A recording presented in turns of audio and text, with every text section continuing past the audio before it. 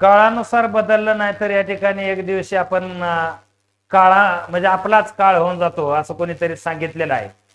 हे काळानुसार काय काय बदल झाले पाहिजेत, पण हे बदल हे पुरोगामी बदल पाहिजेत, पुढची स्टेप टाकणारी बदल पाहिजेत. हे बदल असे नको आहेत की जेणेकरून या ठिकाणी ज्या गोष्टी स्मरणातून आपल्या गेलेल्या आहेत त्या परत आठवण करून देणं आणि त्यानंतर समाजात एखाद्या गोष्टीचा वाद तयार करणं. आपल्याला माहिती आहे की सगळ्यात जास्त भारतामध्ये जर बदनाम कालखंड इतिहासातला कोणता गेलेला होता तर तो गेला होता मध्ययुगातला कालखंड. का तर त्यावेळेस इस्लामिक शासनाचे जे राज्य होतं त्या इस्लामिक शासकांनी एक चूक केली होती आणि ती चूक अशी होती की नको त्या ठिकाणी नको त्या वेळी नको त्या पद्धतीनं कोणत्या तरी धार्मिक गोष्टी त्यामध्ये घालायच्या आणि बाकीच्या या ठिकाणी म्हणजे समाजात जे वैज्ञानिक दृष्टिकोन आहेत किंवा काय दृष्टिकोन आहेत हे दृष्टिकोन डिस्टर्ब करून टाकायचे. आज आपण पाहतो की तशाच प्रकारचा जो काय प्रकार आहे हा मध्ययुगासारखा प्रकार आपल्या देशामध्ये घडतोय म्हणजे याचं पहिलं कारण मनुस्मृती ग्रंथ आणि या मनुस्मृती ग्रंथाचा सिलेबस मध्ये करायचा समावेश. आता एक जी आर आलेला आहे, या जी आर मध्ये असं सांगण्यात आलेलं आहे की या मनुस्मृती ग्रंथाचा या ठिकाणी ग्रंथाचा म्हणजे काय पूर्ण ग्रंथाचा नाही पण त्यातल्या काय गोष्टींचा समावेश या ठिकाणी सिलेबस मध्ये करायचा आहे आणि त्याच्यावर आपले अभिप्राय काय द्यायचे असतील तर या स्कॅनरवरती या ठिकाणी तुम्ही ते आपले अभिप्राय देऊ शकतो. आता आपल्याला मुख्य मुद्दा काय पाहायचा आहे की मनुस्मृती ग्रंथावरती या ठिकाणी आक्षेप आहे. हा आक्षेप काय आहे पहिला मुद्दा लक्षात घ्या.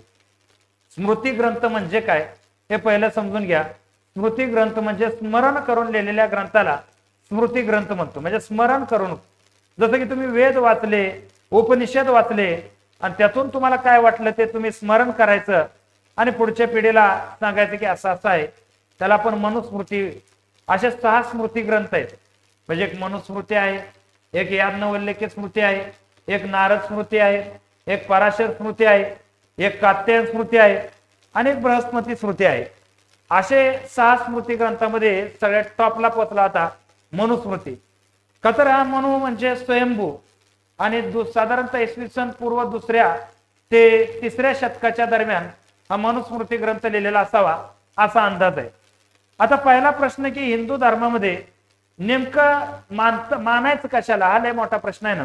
जसं की इस्लाम धर्मामध्ये कुराण मानला जातो, ख्रिश्चनांमध्ये बायबल मानला जातो, बौद्धांमध्ये त्रिपिटक मानले जातात. तर हिंदूमध्ये नेमका बेस काय?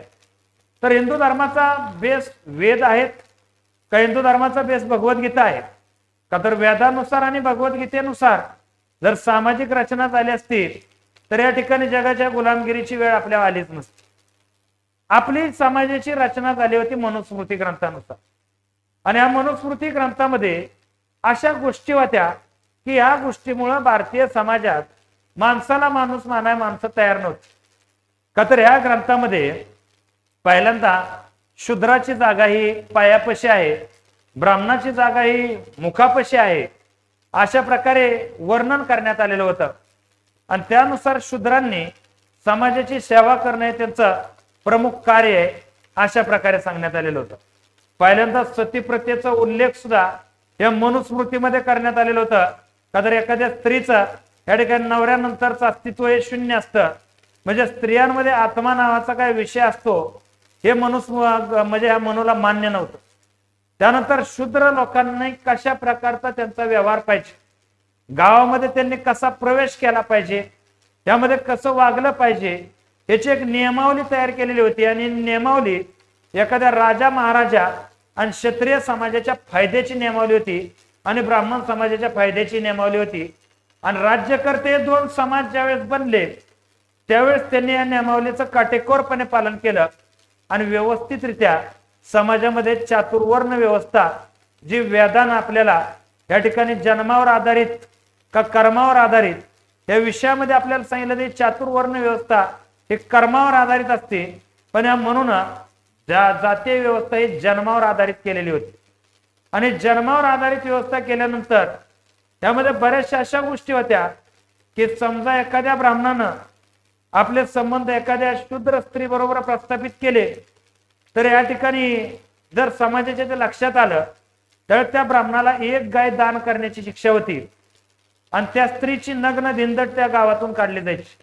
याच्या विरोधात जर एखाद्या शूद्र वर्णातील पुरुषानं ब्राह्मण वर्णातील स्त्री बरोबर या ठिकाणी संबंध आढळले तर या शूद्र वर्णातील पुरुषाला मृत्यूदंडाची शिक्षा होती आणि त्या स्त्रीला सुद्धा नग्न फिरण्याची शिक्षा होती. म्हणजे म्हणून एक शूद्र वर्ग आणि एक स्त्रिया या दोन वर्गासाठी मनू म्हणजे एकंदरीत डेंजर असा माणूस होता. आणि समाजाला कुणा तरी वर्चस्व गाजवायची संधी मिळत असेल ना तर असे ग्रंथ लगेच ऍक्सेप्ट केले. का तर हा मनू मार्केटिंगला खूप स्ट्रॉंग होता. ग्रंथ भरपूर लिहिले, वेद लिहिले, उपनिषद लिहिले, परंतु त्याचं मार्केटिंग नाही झालं. का तर ते लिहिणारे लेखक हे कुठंतरी दूर अरण्यात असायचे, म्हणजे कुठंतरी बाहेर असायचे, राज्यापासून त्यांचा संबंध दूर असायचा. पण हा कदाचित राज्यकर्त्यांच्या जवळ होता आणि त्याच्यामुळे ना मार्केटिंग स्ट्रॉंग केलं. आणि मार्केटिंग स्ट्रॉंग करून भारत देश, ज्या देशाला एक वैज्ञानिक देश, जगातलं पहिलं विद्यापीठ तक्षशिला विद्यापीठ, नालंदा विद्यापीठ, या ठिकाणी विक्रमशाला विद्यापीठ, अशा एज्युकेशन सिस्टमसाठी भारताला ओळखलं जायचं.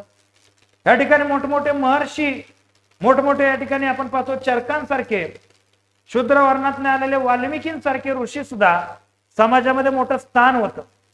परंतु या म्हणून हा सायंटिफिक दृष्टिकोन खोडून टाकला आणि समाजामध्ये एक व्यवस्था तयार केली आणि त्या व्यवस्थेत समाज भरपूर भरटून निघाला. आणि ह्या गोष्टीला पहिला दणक्यानं विरोध केला डॉक्टर बाबासाहेब आंबेडकरांनी 21 डिसेंबर 1927 ला महाडच्या चौदार तळ्या या ठिकाणी ह्या ग्रंथाची होळी केलेली होती. का तर हा ग्रंथ आम्हाला मान्य नाही आणि आज तो शालेय पाठ्य पुस्तकामध्ये याचा समावेश करणं तर ह्याच्या पाठीमागचं लॉजिक अजून आपल्या लक्षात येण्याच्या पलीकडे. का तर आता आपण पाहतो इलेक्शनच्या टर्म झाल्या, फेऱ्या झाल्या, यामध्ये बऱ्याच ठिकाणी सांगितलेलं होतं की हजारो लोकांचे रोजगार नाहीत, शेतकऱ्याच्या मालाला दर नाही, या ठिकाणी आपण पाहतो शिकलेल्याला किंमत नाही. हे मुद्दे बाजूलाच राहिले आणि बरेचसे मुद्दे असेच समोर आले की ज्याची समाजाला गरज नव्हती आणि त्या मुद्द्यावर या ठिकाणी इलेक्शन लढवण्याचा प्रयत्न केला. परंतु अशा वेळेस ठीक आहे, समाजाचा तो प्रश्न आहे, पण ज्यावेळेस तुम्ही एखाद्या बाल्य अवस्थेपासून एखाद्या मुलाला या ठिकाणी आता वेळ आली की शालेय म्हणजे सर्टिफिकेट मधून जातीचं नाव काढण्याचीच वेळ आली आणि अशा काळात जर तुम्ही हे स्मृती ग्रंथ मनुस्मृतीसारखा विद्यार्थ्यांच्या अभ्यासक्रमामध्ये टाकत असाल तर या ठिकाणी तुम्ही या बालकांना नेमकं कोणत्या गोष्टीत घेऊन चाललेला आहे, कोणत्या दृष्टीने घेऊन चाललेला आहे. का असा भारत तुम्हाला परत बनवायचा आहे की परत बाहेरनं कोणतरी ब्रिटिश तुमच्या बोकांडी येऊन बसले पाहिजे. कदर देशाला सायंटिफिक अप्रोचची गरज आहे, सायंटिफिक नॉलेजची गरज आहे. इथं मंगळ ग्रहावर लोक प्लॉटिंग करायला लागले, चंद्रावर घरं बांधायची वेळ आली आणि तुम्ही आता तिथं परत त्या गोष्टीत घुसलाय. या ठिकाणी लक्षात घ्या, वेद, भगवद्गीता यावरती समाजाचं कुणाचं ऑब्जेक्शन नाही, ऑब्जेक्शन मनुस्मृतीवर आहे. पण त्या ग्रंथांवर ऑब्जेक्शन नाही याचा अर्थ असा नाही होत की ते ग्रंथ एक सिलेबसचा भाग बनावेत. का तर या ठिकाणी लक्षात घ्या, कोणताही धर्म जपणं किंवा त्याचा विचार जपणं हे आपल्याला धार्मिक स्वातंत्र्यात दिलेलं आहे. तो वैयक्तिक बाब आहे, वैयक्तिक विषय आहे प्रत्येकाचा. तर यामध्ये शासनानं लोडोबोडो करून एक चांगल्या प्रकारचा सिलेबस, चांगल्या प्रकारचं स्पोर्टमॅन, चांगल्या प्रकारचं मोठमोठं ऑलिम्पिक, तुम्ही लक्षात घ्या या देश स्वतंत्र होऊन 75 वर्षात एकच मिडल ऍथलेटिक मध्ये आपल्या देशाला आलेला आहे. त्या ठिकाणी 140 कोटी जनतेत अशा गोष्टीवर आपल्याला फोकस करणं गरजेचं आहे. या ठिकाणी विद्यार्थी जगासंग कॉम्पिटिशन करण्यासाठी काय गरज आहे ते करणं गरजेचं आहे. का तर शेवट त्याला ज्यावेळेस आध्यात्मिक गोडी लागेल, ओढ लागेल, त्याचा तो डिसिजन घेईल. आता या ठिकाणी जबरदस्ती गोष्ट करण्याची आवश्यकता नाही. तर मला असं वाटतंय की आपल्या सुज्ञ नागरिकांनी या ठिकाणी या स्कॅनरवरती आपले अपडेट टाका आणि अपडेट टाकून थोडक्यात ज्याला थोडाफार काय असेल तो विरोध दर्शवण्याचा प्रयत्न करा. का तर समाजात आपल्याला आता ती व्यवस्था नाही आणायची ज्यानं आपल्या देशाचं नुकसान केलेलं होतं. आता आपल्याला ती व्यवस्था आणायची ज्यानं या ठिकाणी आपला देश महासत्ताक बनण्याच्या दृष्टीने जो चाललेला आहे त्याला एक स्टेप या ठिकाणी सपोर्ट मिळावे अशी व्यवस्था यांना अत्यंत आवश्यक आहे. तर या ठिकाणी मी थांबतो. जय हिंद, जय महाराष्ट्र.